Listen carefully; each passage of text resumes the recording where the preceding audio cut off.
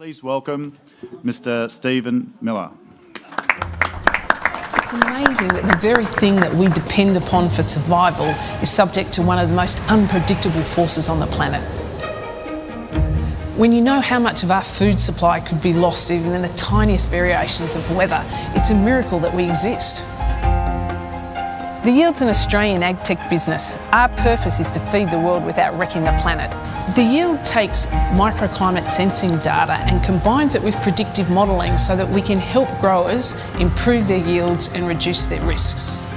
Weather can have a fairly significant impact on oysters. They're filter feeders. The rain can actually cause our bays to be closed.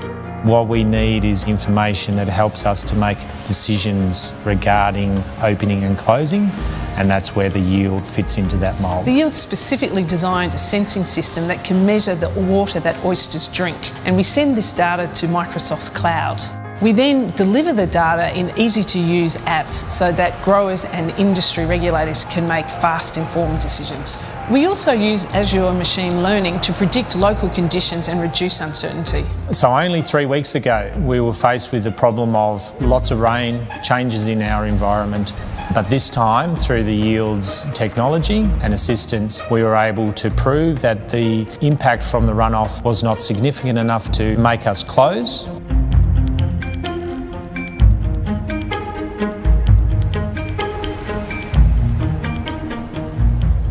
25 years ago, we didn't have the technology that we've got now. To work out how much water I had to put on the crop, I got a drum and a tape measure, and I measured the evaporation that came off during the day, and that way I could estimate the volume to put on for the crop.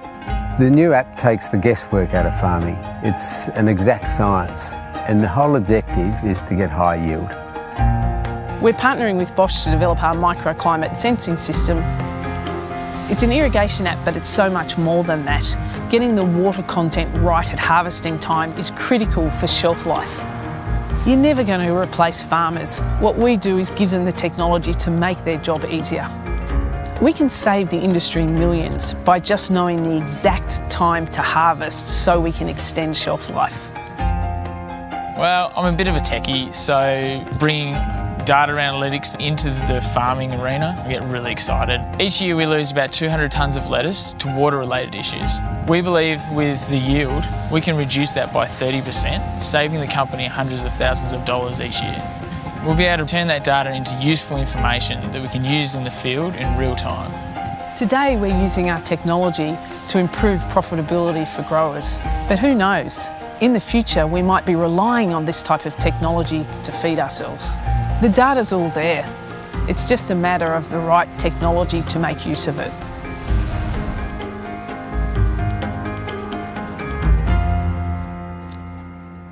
So good morning. My name's Stephen Miller. As the guys told you, I look after the SMB section of Microsoft in Australia, and it is a real privilege to spend some time with you guys this morning.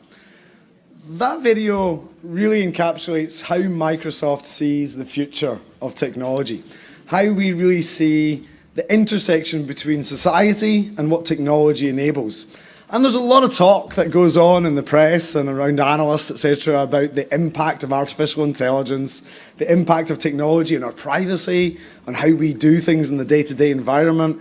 But for Microsoft, we are fundamentally optimistic about technology's role. And none more so than in the incredibly important section of the economy that each of you represent. I think it's pretty clear for anyone on any given day, there is nothing more important to how we live our lives, to how we thrive in a society, to how we thrive as a nation, than the food production, the textile production, and everything that surrounds the agricultural ecosystem within Australia. And make no mistake, examples that you see from the Yield and from our partners at Maia and Advance who are with us here today show that Australia is leading not only in how clean our environment is and how incredible our produce is, but in the production and the technology intersection of agriculture. This is a world-leading part of our economy. And for Microsoft, fundamentally, we want to be a part of that. We want to enable each of you. There is no company, there is no organisation, big or small, whose future is not rooted in what technology can deliver and can offer for your customers and for your business. And so for Microsoft, it's pretty simple. Our philosophy is that we want to empower every single person on this planet to achieve what they want to achieve. There it talks about achieving more. For me, it's really about achieving the goals that you set yourself. And whether that be in producing oysters, or whether that be in exporting meat and livestock throughout Asia and throughout the world, all of those elements can be underpinned and improved by how technology can drive a better life and a better result for your business. And so when we start to break that down, really the world is a fairly simple thing to think about. How many times in your day do you really think about what is in your pocket as a technology platform? How many times a day do you think about that phone being something that can actually get better results for your business, better yield for your farm, better productivity, actually a better way of running your life every single day can all be powered by the device that's in your pocket. And so Microsoft fundamentally believes that that world is going to continue and that technology can improve how you do things every single day. And again, for us, providing a platform that enables the toughest problems to be solved by you is at the core of our ambition, the core of our mission, and the role that we want to play in supporting this vital ecosystem. And Advance, I had the great pleasure of, and I'm Scottish in case you hadn't realised. In case you hadn't realised. A lot of people think I'm Irish. I have to tell you, sir, there's been a couple of people that have not got jobs because I've said, whereabouts in Ireland are you from? Not that I have any problems with it. I don't have any problems with it. I'm just Scottish. I should have worn my kit, but it's a wee bit chilly. I may be Scottish, but I've lived in Australia for 18 years. The blood is definitely running warm now. But I had the great pleasure, and it's funny, right? So I live in a small town called Hamilton in Scotland, and really farms surround that small town. And so for me, one of the things growing up was I lived in an industrial place, but 5 minutes away were dairy farms, were beef farms, were people who were producing goods every single day. To come and now live in the eastern suburbs of Sydney, but as remote, the only farm I see is the one at Fox Studios with little baby cows and baby lambs that my kids can go play with. But the interesting thing, I had the great pleasure of going down to Kyabram in rural Victoria about 8 weeks ago. And Chris is up the back, he'll tell you I was such a city boy that day. Couldn't believe that mud could stick in the way that it can in the country. I'm going, what is happening? This is like clay, it's incredible. But the work that Chris and his team are doing down there is really something that I'd love you to spend some time talking to him about. A great example was one of the oldest biodynamic and organic apple farmers in Victoria. And he is beset by fruit fly problems, as I'm sure many of you would understand. And one of the things that we are really keen to do is to help him understand how we can mitigate that, not necessarily by having a computer app, but really thinking about what is coming downstream.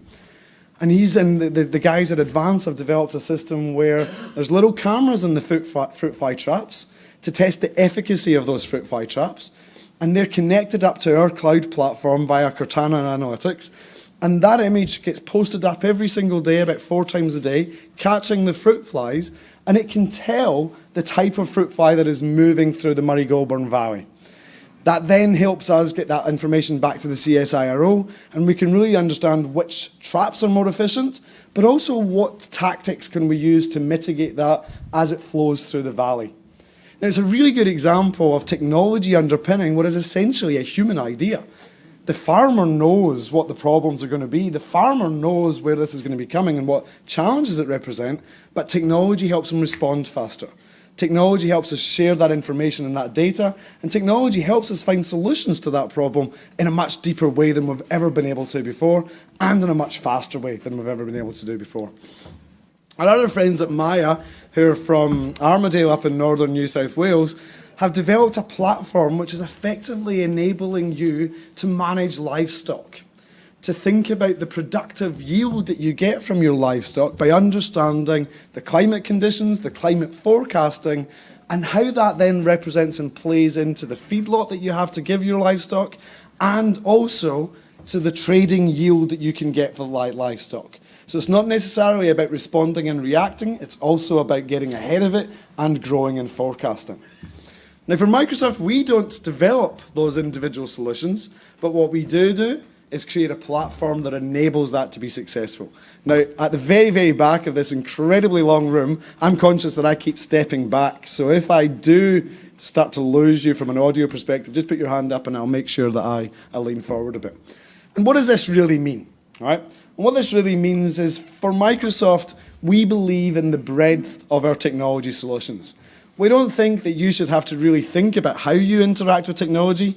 My mum, every time I FaceTime her, I see her ear. That's the first thing I see. It's just incredible to me that she doesn't even learn that part, but that's the first thing I see. Now, the part of that that's pretty interesting is it's actually enabling a much more human interaction. And our fundamental belief is that technology should serve you, not the other way around.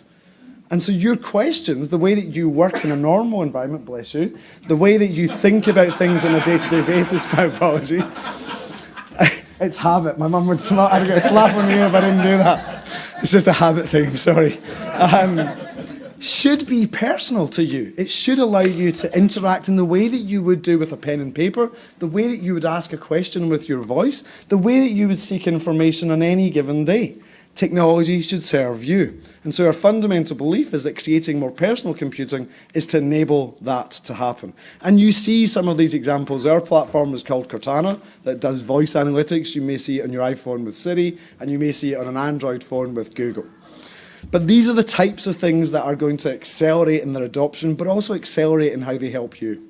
The cloud, just think of the cloud as providing the answers to anything that you seek somewhere else. So many of you would probably have a server in your environment.